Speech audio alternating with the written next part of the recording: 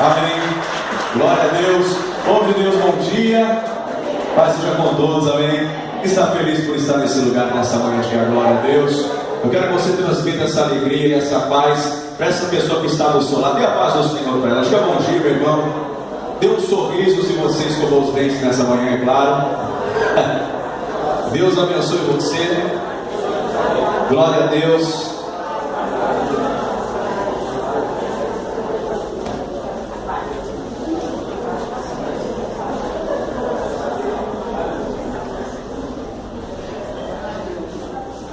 Amém. Eu quero que, voltando para o seu lugar, você pegue a palavra de Deus aí e abra no Salmo de número 69, versículo 9. Livro de Salmos 69, verso 9. Se você estiver sem Bíblia, erga a sua mão, um obreiro vai levar um até você para que você possa acompanhar com a gente, em nome do Senhor Jesus. Glória a Deus. Irmãos, eu tirei as cadeiras ali de trás, é para todo mundo sentar aqui na frente, tá bom? Não coloca aí não, Bruno, por favor, tá bom? Senão o pessoal vai sentar. Deixa todo mundo aqui, tem lugar aqui. Deus te abençoe, o Senhor é uma bênção. Salmo de número 69, versículo de número 9. Quem achou, diga amém. Tem alguém que ainda não encontrou? Se tiver, levanta a mão e o obreiro vai ajudar você. Vou te dar uma dica. Normalmente, em quase todas as Bíblias que não são de estudo, o Salmo é praticamente no meio da Bíblia. Não é isso? Amém, gente? Quando você encontrar, você que pode, fique de pé. E a palavra do Senhor diz assim: pois o zelo da tua casa me devorou, e as afrontas dos que te afrontam caíram sobre mim. Eu vou ler de novo. Pois o zelo da tua casa me devorou, e as afrontas dos que te afrontam caíram sobre mim. Ele está descrevendo que ele tinha um zelo e um cuidado por tudo aquilo que se relacionava a Deus muito grande. Por causa disso, muitas coisas aconteceram, infelizmente coisas que não eram boas. Você acredita que essa é a palavra de Deus? Quem crê, diga amém. Então, após a minha leitura, você vai repetir em bom som e alta voz. Vamos lá, você que crê. Pois o zelo da tua casa me devorou, e as afrontas dos que te afrontam caíram sobre mim. Você acredita mesmo que essa é a palavra do Senhor? Então só você que crê, você vai desocupar as suas mãos e aplaudir em forte ao nome de Jesus. Enquanto você aplaude, fecha os teus olhos, abra a tua boca e diga glória a Deus. Não pare de aplaudir, não pare de glorificar, pois Ele é digno de louvor, oh glória. Pai querido, Deus amado e todo-poderoso, olha que coisa maravilhosa o teu povo te aplaudindo e louvando nessa manhã. Meu Pai, sobre cada vida que te glorifica agora, derrame da tua bênção, virtude, graça e poder. Meu Deus, eles não estão aqui para me ouvir, eu não tenho nada para falar, por isso cresça e fale o Senhor, joga por terra todo tipo de obra maligna e envia a tua palavra com poder e autoridade, e que ela vá e prospere para aquilo que é mandada, em nome de Jesus. Diga amém, Jesus. Pode se sentar, por favor.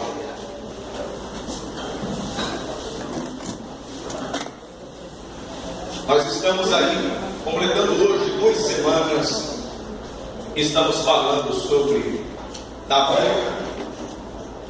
Já falamos sobre qualidades tuas, da grande virada que Deus operou na sua vida, a partir do momento que a unção de Deus foi derramada sobre ele, e tantas outras coisas que o Senhor realizou em prol de Davi, para que o nome dele fosse engrandecido na vida desse grande servo dele.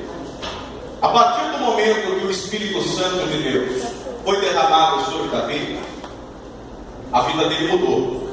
Foi algo extraordinário.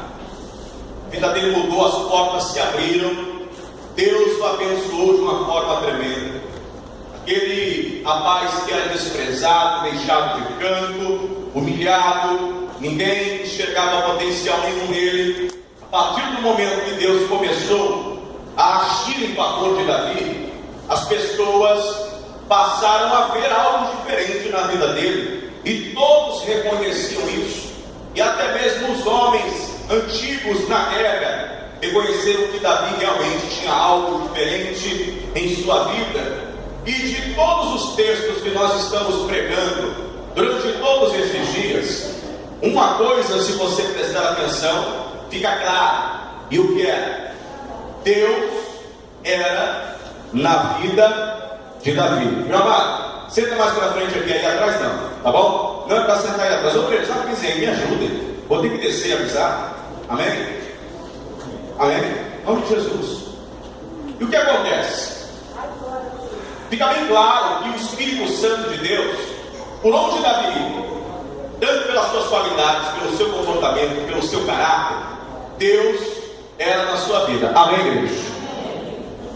Só que agora, no Salmo de número 69, e como normalmente você sabe, o Salmo, ele, em um momento de aflição ou de coisas muito boas que estão acontecendo, em um período difícil que a pessoa está passando, ela, inspirada por Deus, ia e acabava escrevendo isso pela inspiração que vinha do céu. Então o que acontece?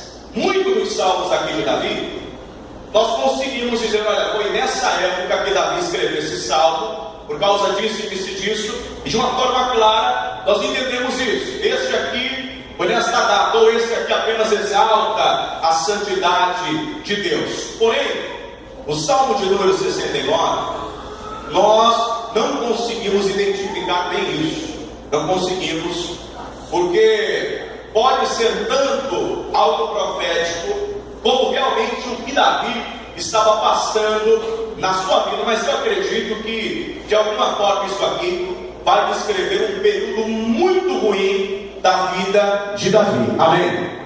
E eu quero ler o Salmo de número 69, a partir do versículo 1. E você vai ver aqui o seguinte, que a situação não estava nada boa para esse servo de Deus. E preste muita atenção no que eu vou falar nessa manhã, porque talvez essa seja a sua situação e Deus quer falar contigo através dessa palavra. Salmo de número 69, verso 1. Vamos ler aqui. Olha como é que ele começa. Livra-me, ó Deus, pois as águas entraram até a minha alma. Eu quero que você lembre que quando a palavra muitas vezes vai falar de água, de fogo, está falando sobre o quê? Tribulação, não é isso? Sobre lutas, sobre aflições que se levantam, sobre pelejas. Então quer dizer que as lutas estão penetrando aonde? Atingindo a alma de Davi. Versículo 2: atolei-me em profundo lamaçal, onde se não pode estar em pé. Entrei na profundeza das águas, onde a corrente me leva. Ele está usando uma linguagem simbólica aqui, gente, mas sabe o que ele está dizendo? As lutas estão demais. A tribulação que eu estou enfrentando é muito grande mesmo. Está aparecendo alguém no fundo do mar e a água é tão forte que eu não consigo reagir. Ou seja, o problema era tão grande o que estava acontecendo com ele, que ele não tinha força para reagir. Sabe quando você perde o controle da situação? Era isso que estava acontecendo com Davi. Versículo de número 3. E o resultado disso é o que acontece com qualquer um. Ele diz: estou cansado de clamar, secou-se minha garganta, Os meus olhos desfalecem, esperando o meu Deus. Olha só, gente, é muita luta, é muita tribulação, é muita perturbação. Eu perdi o controle das coisas. E olha, quer saber de uma? Eu já estou cansado de orar. Eu já orei tanto, minha garganta secou, não tem nem mais palavra nenhuma para colocar diante de Deus. Eu não consigo derramar mais lágrimas, porque eu já chorei tanto, que não tem mais lágrimas para sair. Estou cansado e triste que eu estou. E eu estou cansado, sabe de quê? De esperar o socorro de Deus, e não está chegando. Mas por que tudo isso está acontecendo?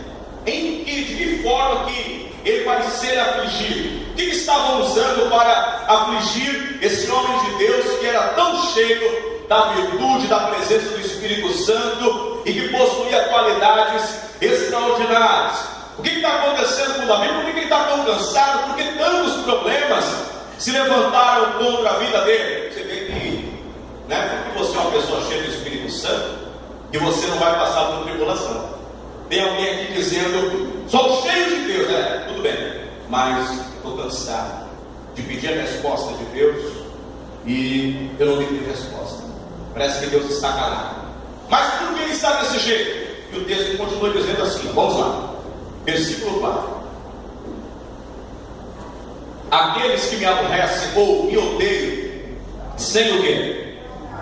Sem causa, são mais do que os cabelos da minha cabeça.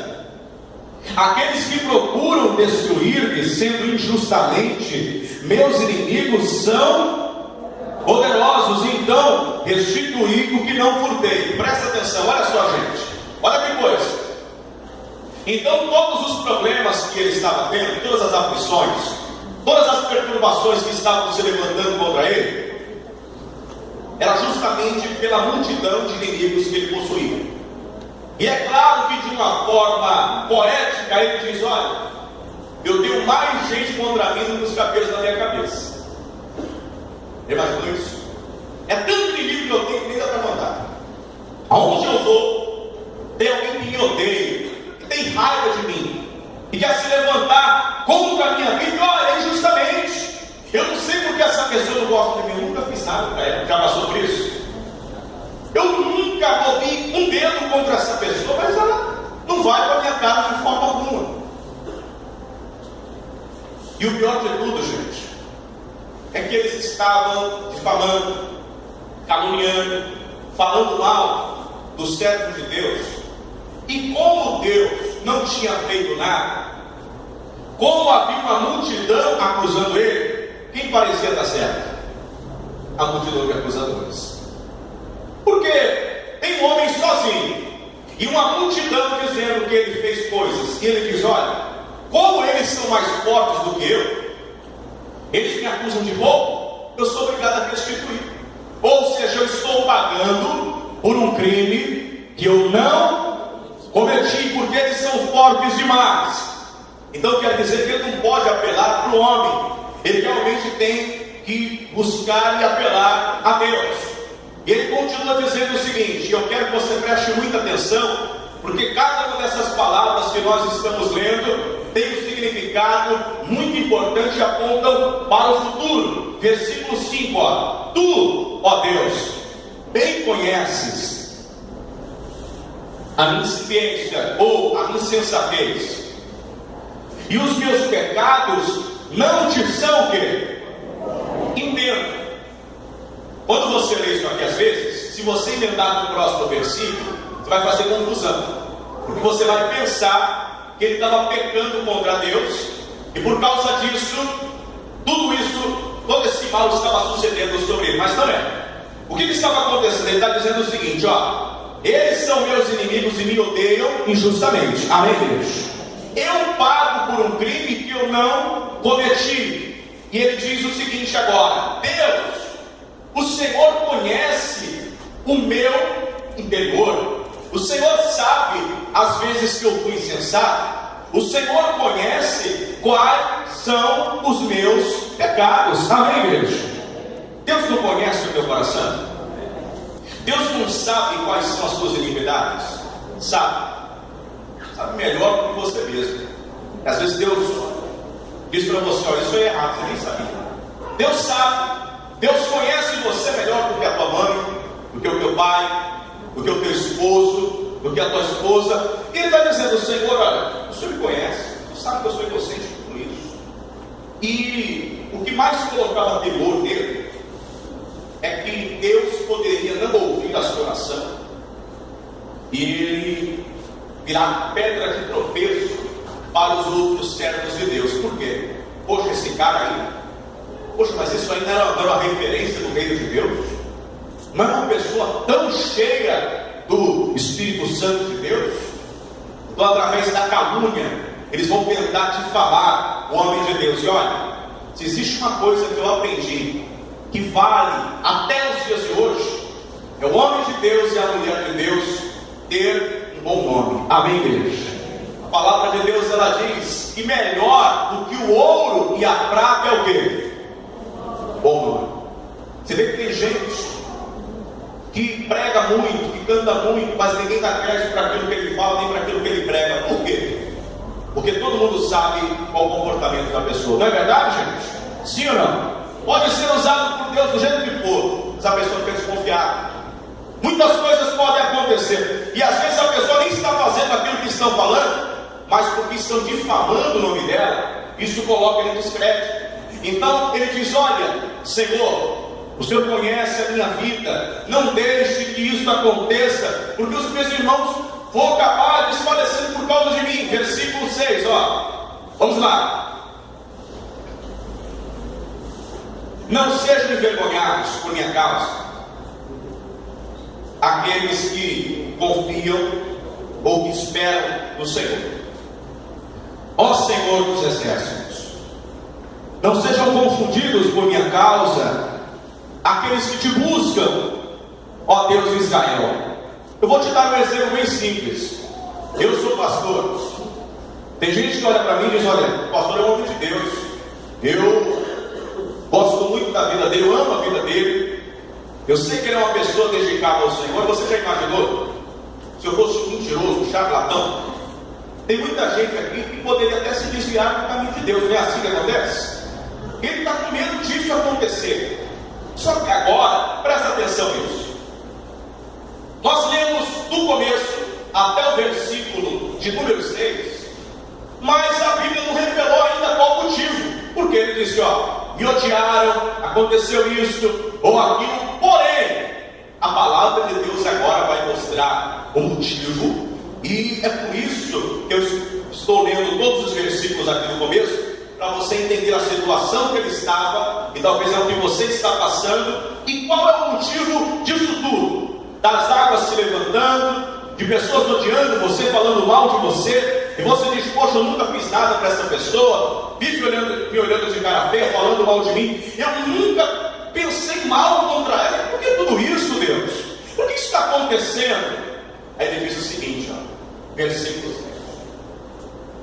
Por quê? Por amor de ti tenho suportado o que, minha gente? A confusão cobriu meu rosto.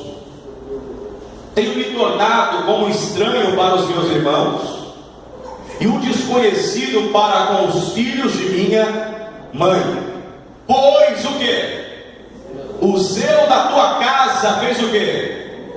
E devorou-me, consumiu, tomou conta da minha alma. E as afrontas do que te afrontam caíram sobre mim. Está explicado o motivo. Sabe qual foi o motivo de tanta gente odiar? Humanamente falando, não havia nenhum motivo não, porque ele nunca fez mal para ninguém. Mas sabe qual foi a motivação dessa multidão aqui? O zelo por aquilo que pertence, que tem a ver, que está relacionado ao reino de quem? Ao reino de Deus. Pelo compromisso, pelo amor, pelo cuidado, pelo zelo que ele tinha por aquilo que pertencia a Deus. O que aconteceu? Uma multidão de gente levantou-se para aborrecê-lo, para afligir, uma multidão de problemas, gente tentando prejudicar de todas as formas, caluniando. Por quê? Porque o zelo na casa de Deus é algo muito forte, sacerdote, na vida desse homem, ele era dedicado a Deus. Diga glória a Deus. A mãe o via com maus olhos, o pai, a mesma coisa. Os irmãos também olhavam para ele como se ele fosse um estranho. E agora comece a refletir, porque talvez essas são as coisas que têm acontecido com você.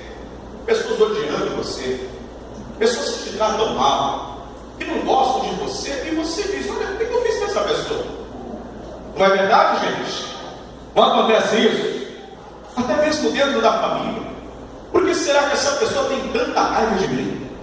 Esse problema que aconteceu com a gente tem 20 anos, e ela fica remoendo o problema.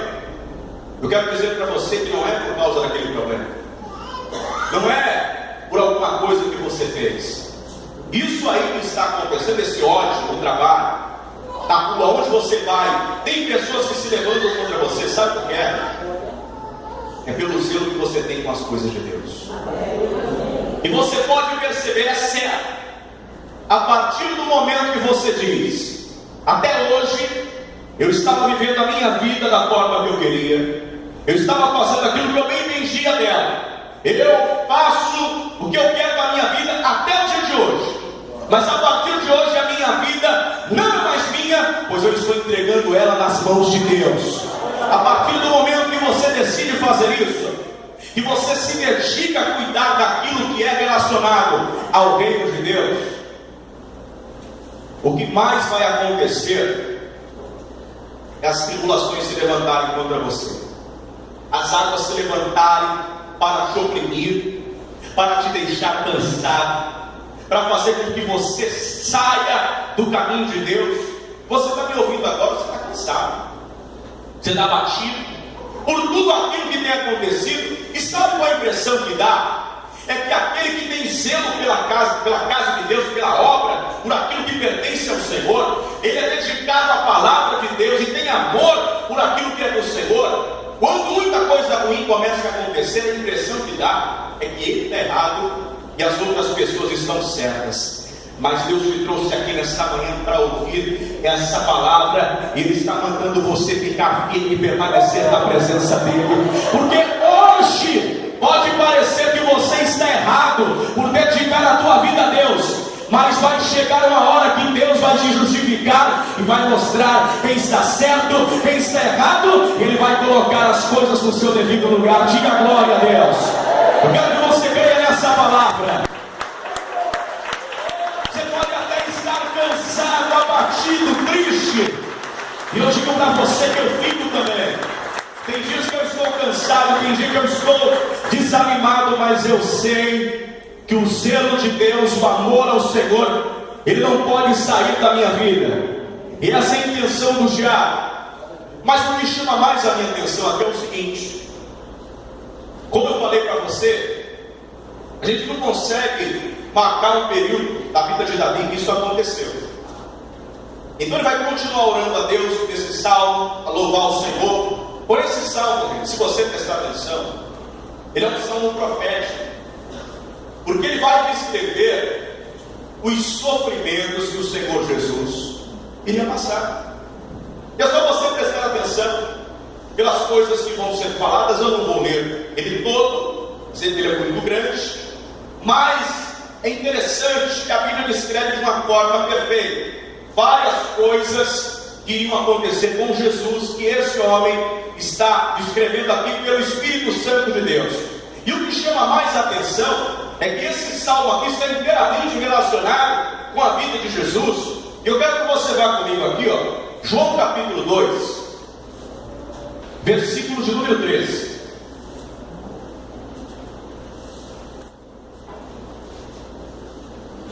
João 2,13. Amém, igreja? É interessante que não só fala de tudo que ele ia passar, mas como vai ser citado aqui, ó. João 2, versículo 13. Posso ler, gente? Diz o seguinte: e estava próximo a Páscoa dos judeus, e Jesus subiu a Jerusalém. Ó, o que era Páscoa? Para os judeus, eles traziam à memória o dia em que Deus manifestou a sua grande misericórdia, tirando o povo da terra do Egito, dando libertação para eles e cumprindo a promessa que ele havia feito a Abraão. Então a Páscoa foi um momento extraordinário para eles, algo maravilhoso, e algo que é completamente dedicado a quem? A Deus, é algo espiritual. Porém, quando Jesus vai ao templo, ele vê o seguinte, verso 14: e achou no templo os que vendiam bois e o quê? E ovelhas e pombos, e os cambiadores assentados, e tinha feito um azorrague de cordéis, ele fez um chicote, e lançou todos fora do templo, bem como os bois e ovelhas, e espalhou o dinheiro dos cambistas, e derribou as mesas, e disse aos que vendiam: pombos, tirai daqui estes, e não façais da casa de meu pai casa de vendas. Então olha só, a Páscoa é um momento espiritual, e muitas pessoas sabem que naquele dia uma multidão de todos os lugares estaria em Jerusalém para sacrificarem ao Senhor. E o que eles fazem? Eles se aproveitam daquele momento para ganhar dinheiro. Então tinha um monte de cara ali, um monte de animal. E o que acontecia é bem interessante. Por quê? A pessoa fazia uma jornada de muito longe. E sabe o que acontecia, gente? Quando ele chegava lá no templo, a ovelha estava com a língua para fora. Então chegava alguém e dizia: ó, Deus não vai aceitar isso não. Eu tenho algo melhor aqui para você. E o que ele fazia? Ele pegava aquela ovelha, mais o dinheiro, e dava a outra ovelha, que na verdade só tinha saciado a sua sede, estava um pouco no estado melhor, e o cara passava para ofertar a Deus. Ou seja, eles arrumaram um esquema para ganhar dinheiro em cima de algo que é espiritual. Amém? Preste muita atenção. Qual a reação de Jesus? Jesus deu uma surra em todo mundo bem feita. Chicote na mão, chicotada, quebrando tudo, chutando as bandas que estavam lá. Quando as pessoas verem essa atitude, ó, presta atenção, uma atitude dessa aqui vai gerar inimigos, sim ou não? Vai. Quando os discípulos viram isso, o versículo de número 17 diz assim: e os discípulos lembraram-se do que está escrito: o zelo da tua casa me devorará. Jesus não tinha zelo por aquele tempo. Jesus estava tendo zelo porque aquele lugar era uma referência de Deus. Amém, igreja? Era algo relacionado a Deus. Por causa disso ele ficou com tanta raiva. O zelo de Deus estava presente na sua vida. Então preste atenção. Então vamos começar a fazer uma simples aplicação. Ó, injustamente odiaram Jesus. Alguém tinha algum motivo para odiar Jesus? Para quem Jesus fez mal? Fala para mim. Injustamente odiaram Jesus. Jesus pagou por um crime que ele não cometeu, porque ele foi sacrificado pelos nossos pecados. Naquele momento ele orou a Deus, e Deus não deu resposta para ele. Deus não respondeu nada, tanto que ele vai dizer: Senhor, o Senhor me desamparou. Lembra disso? Então quer dizer que o salmo se encaixa perfeitamente, que as pessoas estavam ali e escarneciam dele, zombavam daquilo que estava acontecendo. Aí o salmo de número 69 diz assim: ó, e eles zombaram, e eles ficaram comentando sobre aquele a quem o Senhor feriu. Ou seja, Jesus foi ferido por Deus, e as pessoas ainda zombaram daquilo que estava acontecendo com ele. Ele termina o salmo dizendo o seguinte: que Deus iria dar salvação. Ele pede a Deus para preservá-lo em alto lugar, e ele diz que no final de tudo Deus iria estabelecer a Sião. Diga glória a Deus. O reino seria estabelecido, o reino de Deus. Eu quero dizer para você que tudo isso é verdade.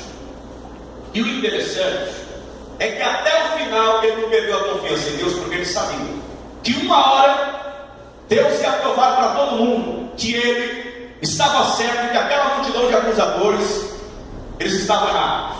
E como que Deus aplicou isso na vida do Senhor Jesus? Jesus fez tudo o que ele fez. Pregou, fez várias coisas, sinais, prodígios, maravilhas. Porém, se Jesus morresse e não ressuscitasse, tudo aquilo que ele fez ficaria para trás. Mas ao terceiro dia ele ressuscitou. Diga glória a Deus. E naquele momento, sabe o que estava acontecendo?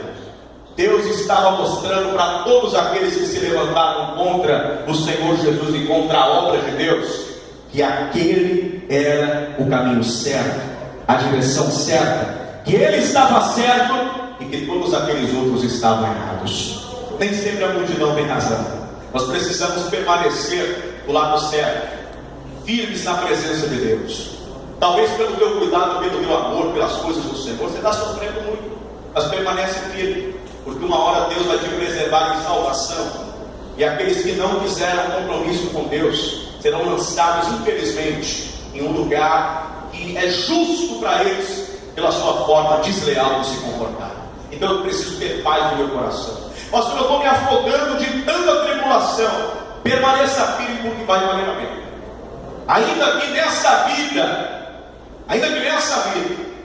você morra, e a impressão que vai ser passada para outras pessoas é que você estava errado, porque você buscou a Deus e as coisas deram errado, porque você buscou a Deus e muitas coisas ruins aconteceram na sua casa.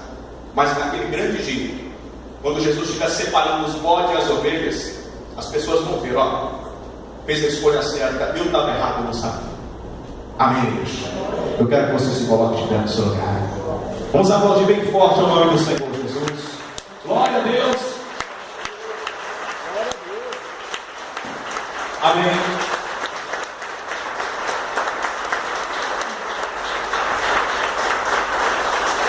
Amém. Eu quero fazer 2 convites nessa manhã. O primeiro convite é para você que está aqui e ainda não entregou a sua vida para Jesus. Você lembra o que o salmista disse? Eu paguei para aquilo que eu fiz? Pois é. Jesus pagou para aquilo que ele não fez. Foi pelo que você fez, pelo que eu fiz. Ele carregou sobre si as nossas transgressões, enfermidades, e o castigo que nos traz a paz estava sobre ele. A Bíblia diz que Deus agradou fazer aquilo que ele fez. Por quê? Porque no final de tudo, todo aquele trabalho, aquele esforço, aquele sofrimento iria ter um resultado. Jesus tinha plena certeza de uma hora os frutos iriam justificar e mostrar que tudo que ele estava falando era verdade. Se hoje você está aqui e escolhe não caminhar com Jesus, não ter zelo por aquilo que é de Deus, você está escolhendo a condenação, porque você não quer compromisso com Ele, você não quer andar na palavra dele. Pastor, mas eu sou uma pessoa tão boa. Pois é, se bondade salvasse alguém, então Deus falava, sejam bons, não é verdade? Não precisava mandar Jesus aqui não. Por melhor que você seja, ou por pior que você seja, todo mundo precisa de Jesus. Você precisa tomar essa decisão agora, porque você não sabe o dia de amanhã. A oportunidade que Deus te dá no dia de hoje. Se arrependa hoje, conserte a sua vida agora. Diga, meu Deus, eu quero que o zelo do Senhor esteja no meu coração. Eu quero ter amor por aquilo que é teu. É o Espírito Santo que vai colocar isso dentro de você. Se tem alguém nesse momento e quer entregar a sua vida para Jesus, que ainda não fez isso, diz, pastor, hoje eu quero que Deus escreva o meu nome no livro da vida. Eu quero andar em salvação diante de Deus. Eu não quero mais viver conforme os caminhos desse mundo. Eu quero entregar a minha vida para Jesus. Eu quero recebê-lo como meu Senhor e Salvador. Se tem alguém que ainda não fez isso, mas quer fazer isso nessa manhã, eu quero que você, com a sua mão bem alta assim, eu vou orar por você. Pastor, eu quero entregar a minha vida para Jesus. Eu nunca fiz isso, mas hoje eu quero confessar a Jesus como meu único, suficiente, exclusivo e eterno Salvador. Tem alguém? Se houver, entre a sua mão assim, eu vou orar pela tua vida. Amém. Eu quero fazer um segundo convite para você que está hoje aqui e um dia Você já foi zeloso pelas coisas de Deus. Já procurou obedecer a palavra, era alguém que orava, que obedecia a Deus. Porém, a batida da água foi tão forte, a tribulação que você levantou foi tão grande, que você não suportou. Se afastou do caminho de Deus, Deus está desviado. Hoje Deus está te dando uma oportunidade. Eu falo desviado porque estava seguindo um caminho reto, foi para outra direção e desviou do caminho. Hoje Deus está te chamando para você retornar para a presença dele. Não é simplesmente vir a este lugar, é você colocar novamente o teu coração em Deus e andar em comunhão com ele. Se tem alguém aqui no nosso meio que está afastado e precisa se reconciliar, pastor, eu quero voltar para o caminho de Deus nessa manhã. Eu quero que você dê a sua mão assim, orar por você. Eu estava afastado, mas hoje eu preciso me reconciliar. Tem alguém? Se houver, eu quero orar pela tua vida. Amém. Então eu quero orar pela igreja. Sai do seu lugar e vem aqui para frente. Vou orar por todos vocês.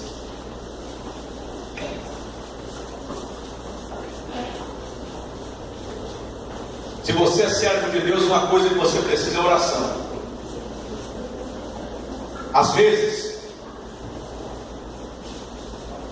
acontece muita coisa ruim com a gente. Na verdade, muita coisa ruim. A gente não entende por quê. Eu não preciso nem perguntar. Eu sei que é verdade. Eu sei que é verdade. Você acha que não acontece comigo?